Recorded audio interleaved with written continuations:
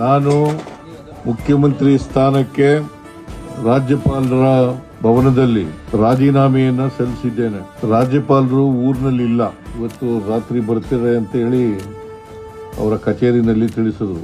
ರಾಜೀನಾಮೆ ಪತ್ರವನ್ನ ಅವರ ಕಾರ್ಯದರ್ಶಿ ಅವರ ಬಳಿ ಕೊಟ್ಟಿದ್ದೇನೆ. ರಾಜ್ಯಪಾಲರು ನನ್ನ ರಾಜೀನಾಮೆ ಪತ್ರವನ್ನ ಅವರು ಬಂದ ಮೇಲೆ ಅಂಗೀಕಾರ ಮಾಡ್ತಾರೆ ಅಂತೇಳಿ ಸಂಪೂರ್ಣ ವಿಶ್ವಾಸ ಇದೆ. ಯಾಕಂದ್ರೆ ಸಂವಿಧಾನದ ಪ್ರಕಾರ ಮಾಡಲೇಬೇಕು. ಕರ್ನಾಟಕದ 7 ಕೋಟಿ ಜನಸಂಖ್ಯೆ ಸೇವೆ ಮಾಡತಕ್ಕಂಥ ಅವಕಾಶ ನನಗೆ ಸಿಕ್ಕಿತ್ತು.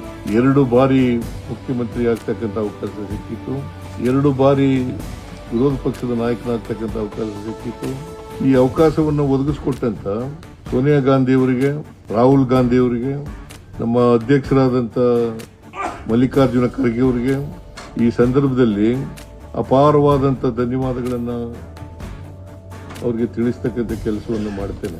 ಎಲ್ಲ ಕಾಂಗ್ರೆಸ್ಸಿನ ಮುಖಂಡರುಗಳು, ಶಾಸಕರು, ಲೋಕಸಭಾ ಮತ್ತು ರಾಜ್ಯಸಭಾ ಸದಸ್ಯರು, ಲಕ್ಷಾಂತರ ಕಾರ್ಯಕರ್ತರಿದ್ದಾರೆ. ಕಾಂಗ್ರೆಸ್ ನನಗೆ ಪ್ರೀತಿಯನ್ನು ತೋರಿಸಿದ್ದಾರೆ, ಅವಕಾಶವನ್ನು ಕಲ್ಪಿಸಿಕೊಟ್ಟಿದ್ದಾರೆ. ಅವರೆಲ್ಲರಿಗೂ ಕೂಡ ಈ ಸಂದರ್ಭದಲ್ಲಿ ಧನ್ಯವಾದಗಳನ್ನು ಹೇಳಲಿಕ್ಕೆ ಬಯಸ್ತಾ ಇದ್ದೇನೆ.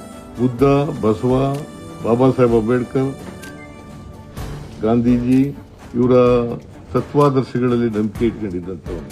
ಸಂವಿಧಾನದಲ್ಲಿ ಅಪಾರವಾದಂಥ ಗೌರವ ಇಟ್ಕೊಂಡಿರ್ತಕ್ಕಂಥವ್ರು. ಕುವೆಂಪು ಅವರು ಹೇಳದಂತೆ ಸರ್ವ ಜನಾಂಗದ ಶಾಂತಿಯ ತೋಟ ಆಗಬೇಕು ಅನ್ನೋದ್ರಲ್ಲಿ ನಂಬಿಕೆ ಇಟ್ಕೊಂಡು ಅದರಿಂದ ಕೊನೆಯ ಉಸಿರಿನವರೆಗೂ ಕೂಡ ಸಂವಿಧಾನಕ್ಕೆ ಯಾರೇ ಧಕ್ಕೆ ತಂದರೂ ಕೂಡ ಅದರ ವಿರುದ್ಧ, ಕೋಮುವಾದಿ ಶಕ್ತಿಗಳ ವಿರುದ್ಧ ಮತ್ತೆ ಜನರ ಸಮಾನತೆಗಾಗಿ, ಸಮಾನ ಅವಕಾಶಗಳಿಗಾಗಿ ಹೋರಾಟ ಮಾಡ್ತೇನೆ ಅಂತಕ್ಕಂಥ ಮಾತುಗಳನ್ನ ಈ ರಾಜ್ಯದ ಜನತೆಗೆ ವಿನಮ್ರವಾಗಿ ಹೇಳಲಿಕ್ಕೆ ಬಯಸ್ತೀನಿ.